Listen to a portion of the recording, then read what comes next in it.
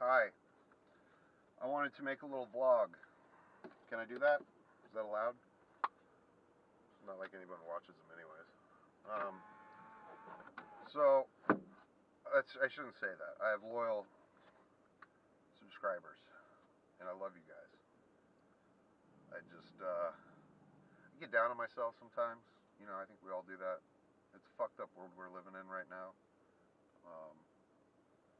We're ultra super connected technology-wise, and we're ultra super disconnected reality-wise.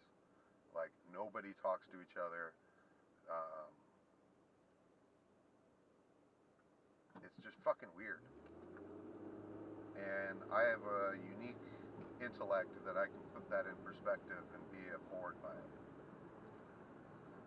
But I'm not going to get into that. What I want to get into, I'm a little crabby because I haven't flown today. Not a damn thing.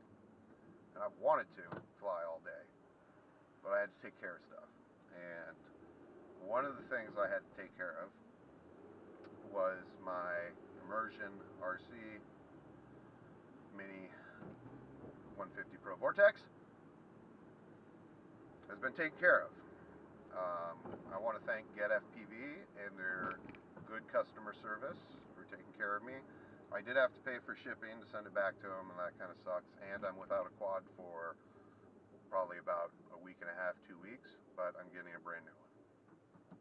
So that's a good one. And that's good. So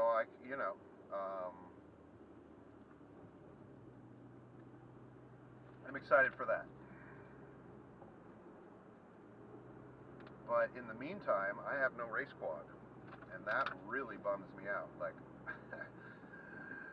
oh god, I was just getting my groove on with that quad and having fun, and boom, the right front motor breaks. It doesn't fall out of the sky, literally. Well, kind of. I did a punch out, and it just came down. Like, it didn't self-level. It just kind of like lasered towards the ground. Didn't break a prop, didn't damage the motor, landed in soft grass, not even that far, it wasn't hard or anything. And the ESC, I mean, it just failed, and then it would not kick up again. And I possibly could have reflashed the flight controller and got it to work again, but I mean, who knows, I could have had issues later on down. So I just want a new quad, you know? I mean, I just bought the thing, and not on my second use, I'm having ESC issues. That's not good. So that's just a defective product, and they're taking care of me. They're sending me a brand new one, so I'm excited for that. So as soon as I get my new Vortex,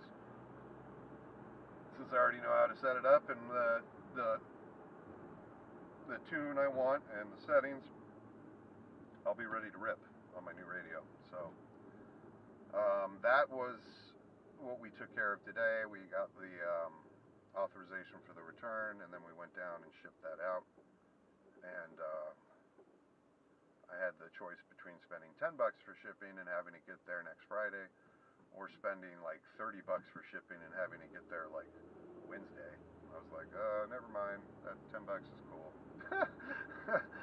They're kind of bummed there, you know. I don't want to spend a fortune in shipping just to get the new quad another couple days early, but I hate not being able to fly. So I got the X-Star Premium in the trunk. I brought my Parrot drones. I brought my miniature 200 milliwatt camera in case I wanted to FPV those. I brought my Spektrum DX6E radio, and I brought both of my Tiny Whoops, which I did Tiny Whoop maintenance last night. I was going to make a video about it, but then I really did not take care of, I didn't turn on the camera. I don't know, I was in a weird mood. And I had to swap out a motor and repair the wiring on another one. So, and I've taken off the frame brace. The way I look at it is that's like a $12 carbon fiber frame brace for your inductors, right? And it's not designed very well. It's a perfect square, and the perfect square envelops exactly where the force of your fan, your motors are coming down. So it makes your inductrix less efficient. It just does. For a while there, I was like, is it the weight? It's not the weight. It's the placement of where it is and the shape of it that affects the thrust.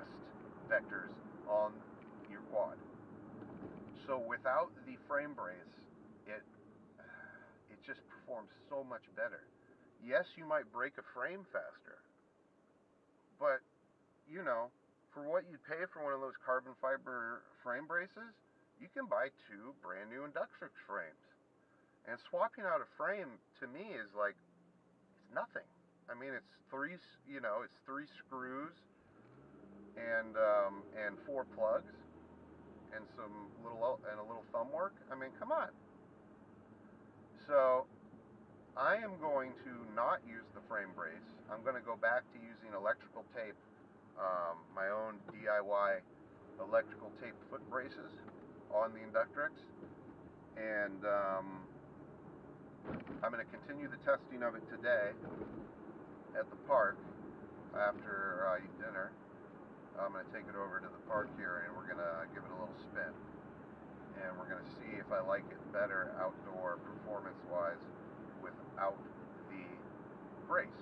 And then I also I do have the carbon fiber frame brace with me, so we can pop it on after a couple batteries, maybe do a comparison video.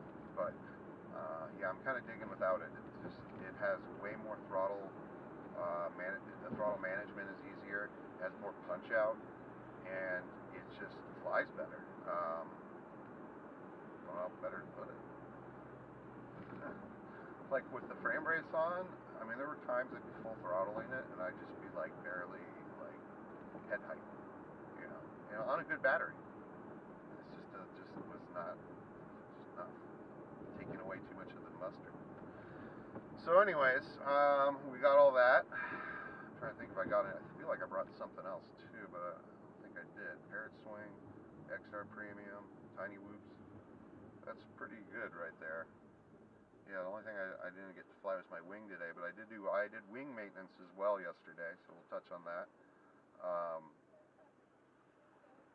My 90-degree SMA adapter had popped out. It didn't break necessarily, it just kind of like came undone at the joint, and it needed to be completely taken off and just kind of with a hammer, like a rubber or back end of a screwdriver, hammered on a couple times and popped back in place. Because that huge Durspec antenna, the weight of it and the force had popped the little metal piece out, but it still worked. It just was loose in there. So I swapped that out, and when I swapped it out, I put in an RPSMA adapter. If you guys know your adapters, your difference between SMA and RPSMA. And with the RPSMA adapter that I have when I bought the cloverleaf antenna that I use on my goggles, it's an Aries. Because it's an RPSMA adapter, I bought an Aries RPSMA set, and it came with an RX and a TX, one for the transmitter and one for the radio, or for the receiver, with it, and they work very well together. So putting on the RPSMA adapter, I put back on both Aries antennas on the wing and on the goggles, so I got it on the wing and the goggles. I wanted to test it out compared to the Durspec. Because the last time I was flying with a 600 milliwatt transmitter and I had that Aries up there, I got really good reception with it. And it's a lot lighter and smaller of an antenna. So it doesn't really affect it barely anything at all, but I might get 20-30 seconds more flight time. And when you're only getting 4 to 5 minute flight times, that 30 seconds is actually a lot. So cool. I'm going to go eat some grub. Thanks for watching Mod, and sorry that we won't have any Vortex videos for about 10 to 14 days, but believe me, as soon as the new one comes, I will be doing I got it video and going right to the park. Alright, thanks again you guys for watching. I really do appreciate you. Bye.